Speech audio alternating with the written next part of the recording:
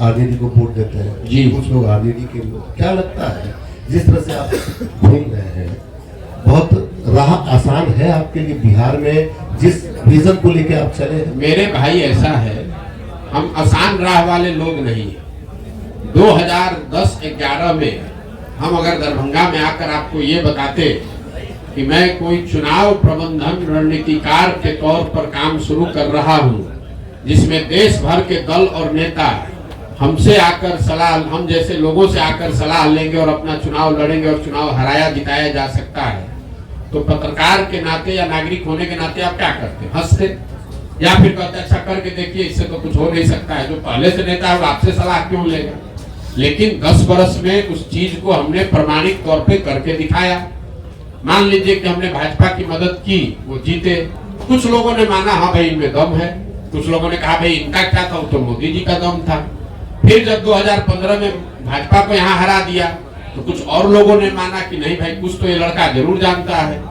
लेकिन कई लोगों ने कहा भाई इसमें इनका क्या है, तो लालू नीतीश का करिश्मा था।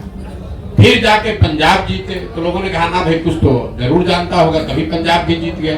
तेलंगाना जीते, आंध्रा जीते, तमिलनाडु जीते, महाराष्ट्र जीते, दिल्ली जीते, वेस्ट बंगाल जीते, तब ना लोग मान रहे हैं कि भैया इनको चुनाव लड़ाने आता है। एक दिन में तो आप माने नहीं है। तो वैसे ही अगर आज हम चल रहे हैं तो स्वाभाविक तौर पर लोगों को यही लगेगा कि बड़ा कठिन है, और कठिन है इसीलिए हमको करना है।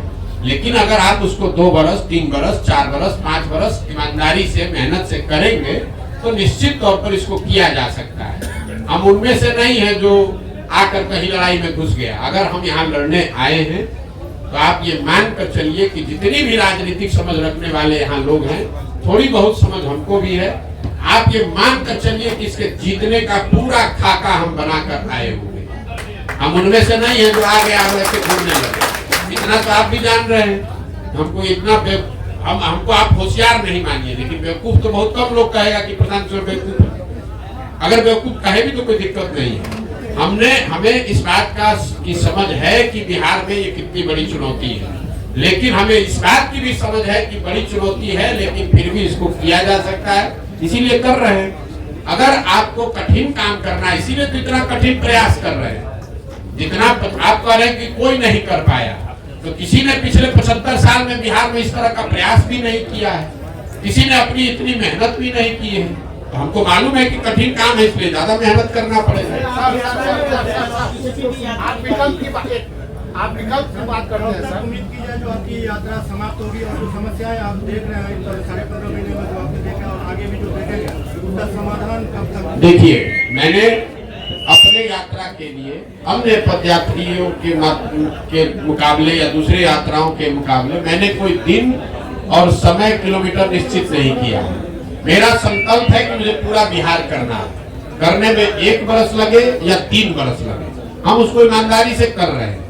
हम 15 महीना 16 महीना हो गया हम यहीं पर हैं। अभी 12 जिला किए, हमको कोई घबराहट नहीं। हम दरभंगा आए 25 दिन का कार्यक्रम बनाकर, यहाँ हमको 35 दिन लग रहा है। क्यों? कई बार लोग चाहते हैं कि आप ये गांव भी घूम लीजिए, वो गांव भी घूम लीजिए। सिर्फ पदयात्रा ही नहीं है, पदयात्रा के साथ मुझे दरभंगा से निकलने से पहले उन लोगों को चिन्हित भी करना है जो इस परिकल्पना को, इस संगठन को यहाँ बनाएंगे, चलाएंगे। हमको दरभंगा के हर पंचायत का योजना भी बनाकर निकलना है।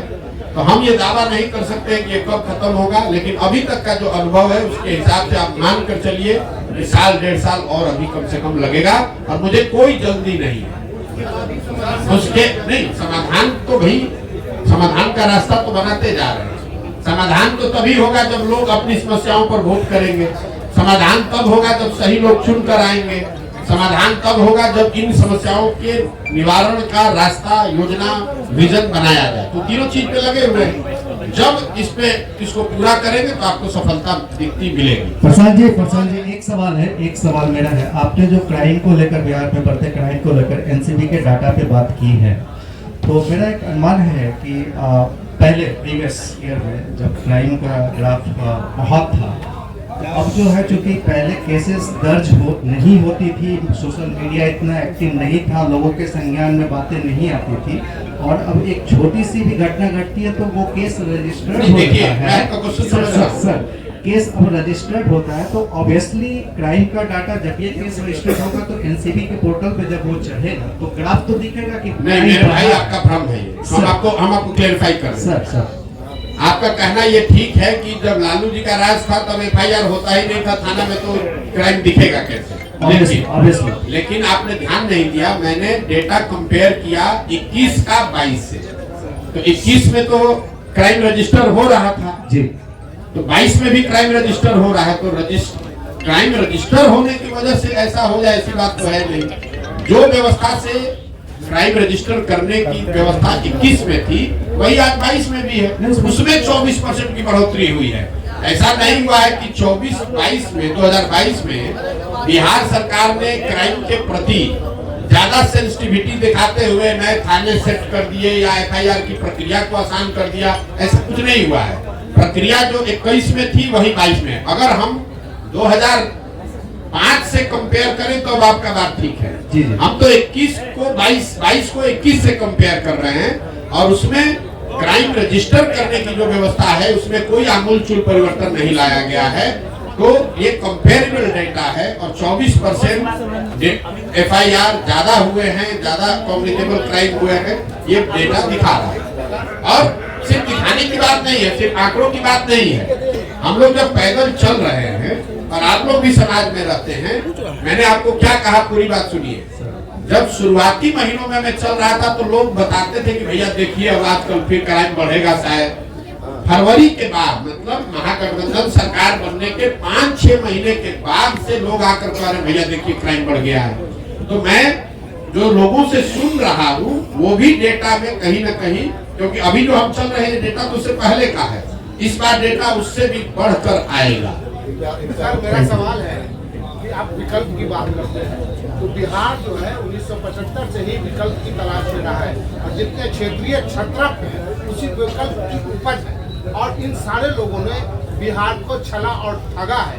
तो आप जन स्वराज जो है एक विकल्प के रूप में देखा जा रहा है, इसकी क्या गारंटी है कि पिछले लोगों की तरह जन स्वराज बिहार के लोगों? मेरे भाई हमारे हर भाषण को सुन लीजिए, हम हर भाषण में पहले कहते हैं कि आप बिल्कुल प्रशांत किशोर पर भरोसा मत कीजिए, आप अपने आप पर भरोसा की। प्रशांत किशोर अगर जन स्वराज बनाते, हम इसके नेता होते, हम आपको कहते कि हम आपका ठीक कर देंगे, तब न धोखा देते। हम तो आप हमारी भाषणों को जाकर सुन लीजिए, हम ये कह रहे हैं कि कोई प्रशांत किशोर 10 प्रशांत किशोर आ जाएगा तब भी आपका जीवन नहीं सुधरेगा।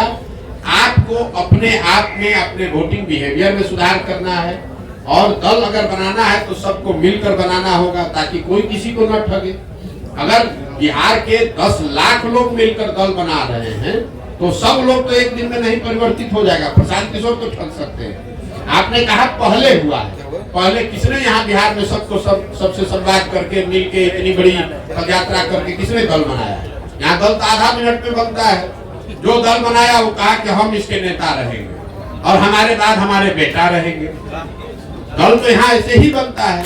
बिहार के लोगों से बातचीत करके कोई दल बना हो, आप हमको बता दीजिए, हम मान लेंगे कि हमारी गलती है। प्रशांत जी मेरा दो सवाल है।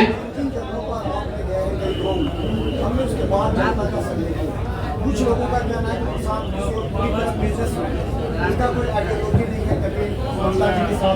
कभी ममता जी के साथ उनका होता है तो कभी बीजेपी के साथ, फिर महागठबंधन के साथ। किसी न किसी व्यक्ति का तो एक आइडियोलॉजी होना ही चाहिए। एक बिजनेसमैन का कोई आइडियोलॉजी नहीं हो सकता। तो जनता कह रही है कि प्रशांत किशोर, पप्पू यादव, विकास वैभव और प्रशांत किशोर इस तरह एक टीम बनाकर काम कर रहे हैं जो कहीं ना कहीं महागठबंधन या फिर बीजेपी से समझौता करने की बात करेंगे।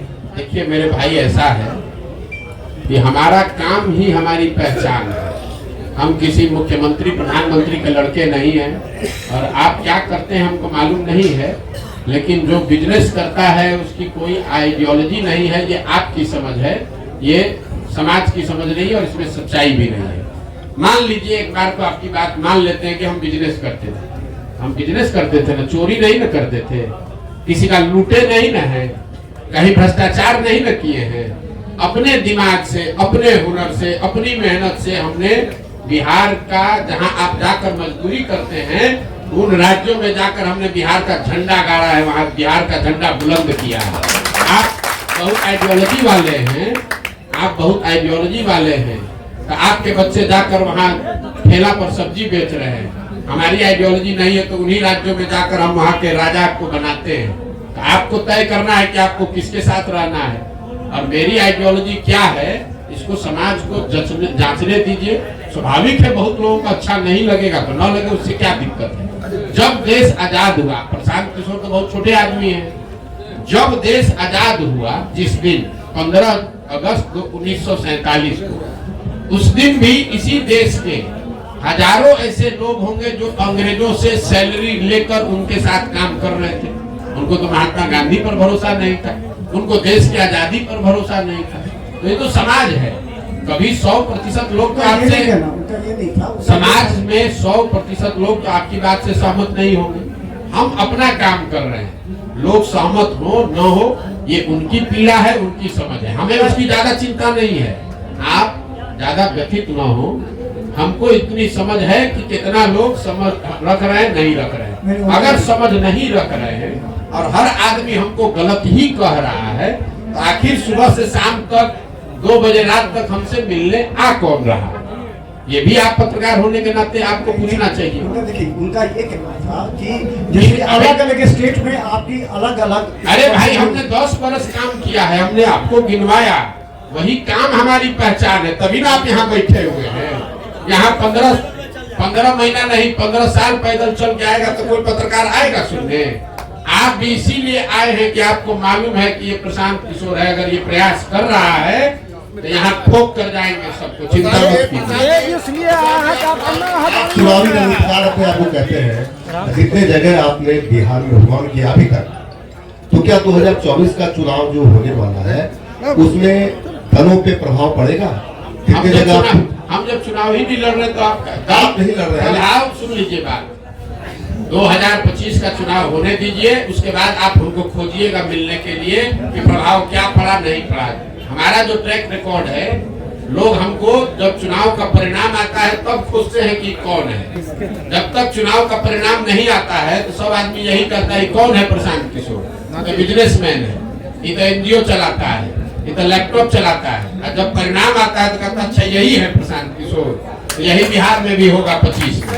एक सवाल आखिरी है, जिसको भी आपको लगता है ना कि जो बहुत बड़ा राजनीति का समझ है, उसको भी प्राइवेट में जाकर पूछ लीजिएगा। जिसको दम हो बिहार में, जिसको भी दम है, उसको खुली चुनौती दे रहे हो, खाली कह दे कि हमको भैया ये चुनाव हम लड़ेंगे प्रशांत किशोर के खिलाफ, पूरा बिहार में जिसको दम है कि हम आके सामने कहते हैं हम लड़ाते हैं, जरा जीत के दिखा दें, जिसको दम है। खुला चुनौती दे रहे हैं तीनों दल का जो नेता बिहार का कोई क्षेत्र चुन ले और कहे कि भैया हमको यहाँ हरा कर दिखा दीजिए, उसको दिखा देंगे कि कैसे चुनाव लड़ा जाए। हमको किसी से सर्टिफिकेट की जरूरत नहीं है, हम यहाँ चुनाव लड़ने नहीं आए हैं, हम बिहार में अपना जीवन खपा रहे हैं इस राज्य को सुधारने के लिए।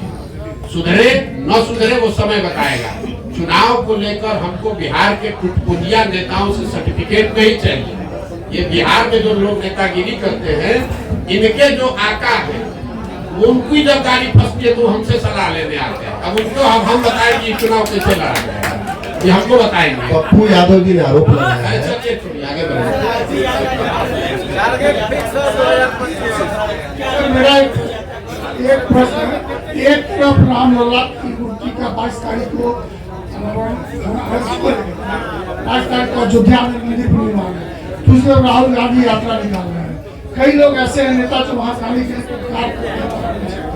ऐसी स्थिति में प्रशांत किशोर जो भोजन के बहुत नजदीक होते हैं, साथ ही साथ हर चीज को जानते हैं, क्या कहेंगे? जिस मंदिर निर्माण और एक तरफ यात्रा, वोटर भी कर और नेता भी कर। अरे ये कंफ्यूज आप लोग हैं। राम मंदिर का उद्घाटन चुनाव में बहुत बड़ा मुद्दा नहीं है। मैं आपको ये अपने अनुभव के आधार पर बता देता हूँ। चुनाव की जितनी समझ हमको थोड़ी बहुत है, कोई एक मुद्दा जिसको आपने पहले कड़ाही पर चलाकर गुड़ बना लिया है, अब वापस से उसको चढ़ाकर समाज को उस तरीके से आंदोलित नहीं किया जा सकता है। राम मंदिर के मुद्दे पर एक बार जब आडवाणी जी सोमनाथ से चले तब एक बार उस मुद्दे पर वोट पड़ा, उसके बाद वो बहुत बड़ा मुद्दा है। लोगों के सबकॉन्शियस माइंड में है, चर्चा में है, प्रचार होगा, लेकिन वोट उस पर नहीं पड़ेगा। आप मोदी जी ने जब अपने पार्लियामेंटेरियन से, अपने सांसदों से मुलाकात की, तो मोदी जी ने भी खुद कहा कि खाली राम मंदिर के नाम पर चुनाव नहीं जीता जा सकता है, क्योंकि एक बार मंडल आया तो देश में बहुत आंदोलन हुआ, लेकिन जब 5 वर्ष के बाद मंडल लागू किया गया तो किसी को पता नहीं चला। आज जब रिजर्वेशन के लिए यहाँ बिल पास हुआ तो उस पर कोई रिएक्शन नहीं है। तो समाज की इतनी समझ रखिए, काठ की हांडी या कच्ची हांडी, आप एक ही चीज को बार बार नहीं चला सकते हैं। जन आंदोलन हुआ अन्ना के समय में लोकपाल को लेकर, आज आपको लगता है कि जन लोकपाल के नाम पर आंदोलन फिर से हो सकता है? उस समय हुआ, पूरा देश अन्ना के साथ जन लोकपाल के नाम पर खड़ा हुआ। आज अगर अन्ना भी आ जाए, जन लोकपाल फिर से लेके बैठ जाए तो भी कोई नोटिस नहीं लेगा। तो राम मंदिर का उद्घाटन बहुत बड़ी घटना है, उसकी चर्चा होगी, बीजेपी उसका प्रचार प्रसार भी करेगी, उसका लाभ लेने का कोशिश भी करेगी, लेकिन वोट उस पर बहुत ज्यादा प्रभावित उसकी वजह से नहीं होगा। दूसरी वजह से लोग वोट भले दे दे, वो अलग बात है। राम मंदिर का निर्माण एक घटना बहुत बड़ी घटना है, उसका उद्घाटन बहुत बड़ी घटना है। हाँ सर, राम मंदिर का निर्माण नहीं, बात घुमाते बहुत है। राम मंदिर का उद्घाटन एक बड़ी घटना है, लेकिन उस घटना का वोट पर सीधा प्रभाव नहीं पड़ेगा। आप जाकर यहाँ पूछ लीजिए जो भाजपा को वोट दे रहा है कि वोट आप इसलिए दे रहे हैं कि 22 तारीख को उद्घाटन है, कि वोट आप इसलिए दे रहे हैं कि मोदी जी नेता है। तो ज्यादातर लोग कहेंगे कि हम वोट मोदी की वजह से दे रहे हैं। ये नहीं कहेगा कि 22 तारीख को उद्घाटन है इसलिए हम कम्युनिस्ट पार्टी के वोटर थे, क्योंकि 22 को उद्घाटन है तो भाजपा को देने लगेंगे। ऐसा लोग नहीं मिलेगा। हाँ सर, दिख रहा है प्रसाद, मोदी को टक्कर देने वाला विपक्ष में कोई दिख रहा है चेहरा आपको? मेरे भाई एक चीज मैं आपको बता दूं, देश में विपक्ष कभी कमजोर नहीं होता है, विपक्षी पार्टी कमजोर हो सकती है। जो मोदी जी महामानव बताए जा रहे हैं, इनको कोई नहीं हरा सकता है।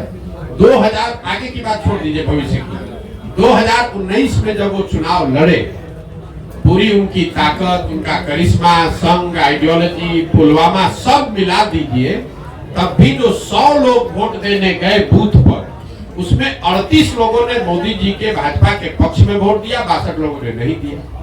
तो 62 लोग ज्यादा है कि 38 ज्यादा है? तो इस देश में विपक्ष कभी कमजोर नहीं है।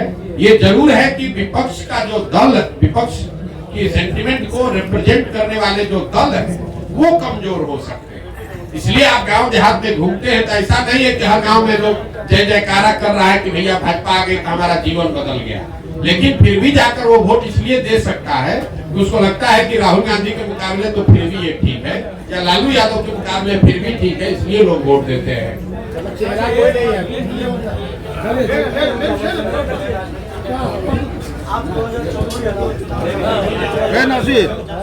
मेरा लोगो ला हम कैलकुलेशन नहीं करते, हम कैलकुलेशन वही करते हैं जहाँ काम करते हैं। हम बंगाल में काम कर रहे थे, हमने बंगाल का कैलकुलेशन बताया नहीं, हम कुछ आइडिया वाले नेता नहीं है। हम जो बोलेंगे बिहार के नजरिए से आपको बोल देते हैं, आप इसको हेडलाइन ले लीजिए। बिहार में लोकसभा चुनाव में जदयू को, इस बात को ध्यान रखिए, अभी महागठबंधन नहीं कह रहे हैं, जदयू को 5 सीट भी नहीं आएगा, और अगर आ जाए तो हमारी गर्दन पकड़ लीजिएगा। 5 सीट भी नहीं आएगा, और लोकसभा चुनाव के बाद जदयू एज ए राजनीतिक दल का विघटन शुरू हो जाएगा। हम उन बातों पर टिप्पणी नहीं करते हैं जिसका हमको सीधा अनुभव नहीं है। बंगाल पर हमने टिप्पणी की क्योंकि बंगाल में हम काम कर रहे थे, और ठोक कर कहा कि भाजपा को 100 विधायक नहीं आएगा, 77 आया, देश भर का लोग कह रहा था 200 आएगा। तो यहाँ बिहार के नजरिए से आपको कह देते हैं जदयू को 5 सीट नहीं आएगा, 1 आए 2 आए 5 पार हो जाए तो आप हमारा गर्दन पकड़ लीजिएगा, बिहार की जनता के सामने खड़ा होकर माफी मांगिए। क्या नहीं नहीं, अरे टूट कुछ नहीं होता है। अभी नीतीश कुमार मुख्यमंत्री के कुर्सी पर हैं, टूट तो नीचे से अंदर पूरी हो गई है। अब चूंकि सत्ता में वो बैठे हुए हैं तो लोग उनके साथ चिपका हुआ है, लोकसभा तक इंतजार करेगा। लोकसभा का रिजल्ट आएगा, उसके बाद उस दल का विघटन शुरू हो जाएगा। क्या इससे फर्क पड़ता है कौन रहेगा कौन हटेगा? चलिए ना तो माइक ले लीजिए। बिल्कुल सबको समर्थन दिया जा रहा है जो